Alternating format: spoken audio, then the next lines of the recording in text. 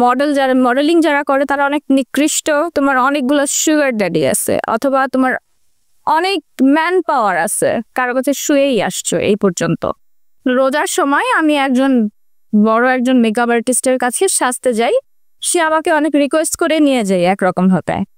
তো ইফতারের টাইমে ঠিক 5 মিনিট, আজান দেওয়ার ঠিক 5 মিনিট আগে সে আমাকে ছেড়ে দেয়, ঠিক আছে। সো আমি জানি যে আমি গাড়িতে উঠে সাথে সাথে আজান দিবে, সে আমাকে বলতে পারতো ইফতারটা আমার সাথে করে যাও, সে আমাকে সেটা বলেনি, সে উপরে চলে গেছে।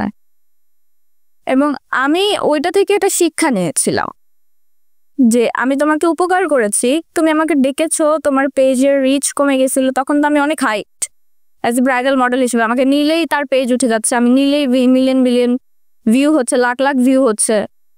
তো উনি হয়তো আমাকে ওইরকম ভাবে ট্রিট করছে, অথবা মানুষ মনে করে যে মিডিয়ার মডেলিং যারা করে তারা অনেক নিকৃষ্ট, ছোট, ধর্মকর্ম ঠিক একটা করে না, তারপরে ওদেরকে আসলে অনেক সময় মানুষ বলেই গণ্য করে না। মানে থাকে না যে তুমি মিডিয়াতে আসো মানে তুমি কারো কাছে কারো কাছে শুয়েই আসছো এই পর্যন্ত, অথবা তোমার অনেকগুলো সুগার ড্যাডি আছে, অথবা তোমার অনেক ম্যান পাওয়ার আছে। আলটিমেটলি এটা হয়তো বা ওদের মনের মধ্যে ঢুকে গেছিল, বাট এটা আমি চেঞ্জ করেছি যে নিজে পরিশ্রম করে তুমি একটা কাজ করতে পারবা, তোমার আশেপাশে কোনো সাপোর্ট কি লাগবে না, তোমার কোনো সুগার ড্যাডি লাগবে না, যদি তোমার কি থাকে ব্রেন থাকে। এই জন্য আমাকে অনেকে বলে যে আমি ব্রেন উইথ বিউটি।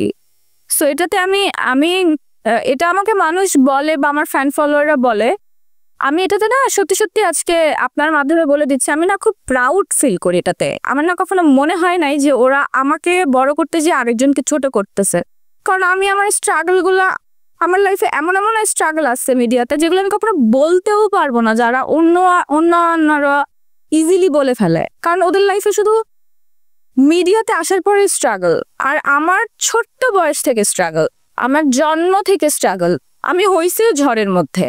ওই সমস্ত কথা না হলে বাদই দিলা, তো শাড়ি পরে যাই সবার সাথে, আমার তো এমন কোনো ডিরেক্টর প্রডিউসার নাই যাদের সাথে বসা হয় নাই, আর সুন্দর করে শালীনতা বজায় রেখে যায়। হ্যাঁ, প্রোগ্রাম ওয়াইজ সেটা একটা আলাদা রকম ব্যাপার, যে আমি যাচ্ছি, আমার টিম যাচ্ছে, তখন হয়তো আমার সিকিউরিটি সবাই মিলে আমাকে নিয়ে যাচ্ছে, ওটা একটা আলাদা ব্যাপার।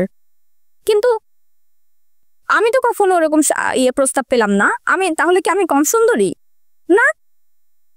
সো আমার কাছে মনে হয় যে আপনার ফার্স্ট ইমপ্রেশনটা গুড থাকতে হবে, অনেস্ট থাকতে হবে, আপনার মনে করতে হবে, আপনি যাওয়ার আগে যদি আপনি নিয়াত করে যান আজকে আমি ওর কাছে যাব, আমার কাজটা আমি করাই ছাড়বো, সেটার জন্য যদি আমার শুইতে হয় আমি শুভ, দাঁড়াই তৈলে আমি দাঁড়াবো, সবকিছু আমি বলবো। সরি টু সে, এগুলা রাইখেন না, আমি বলে ফেলতেছি অনেক কথা, এটা আমার সাথে যায় না।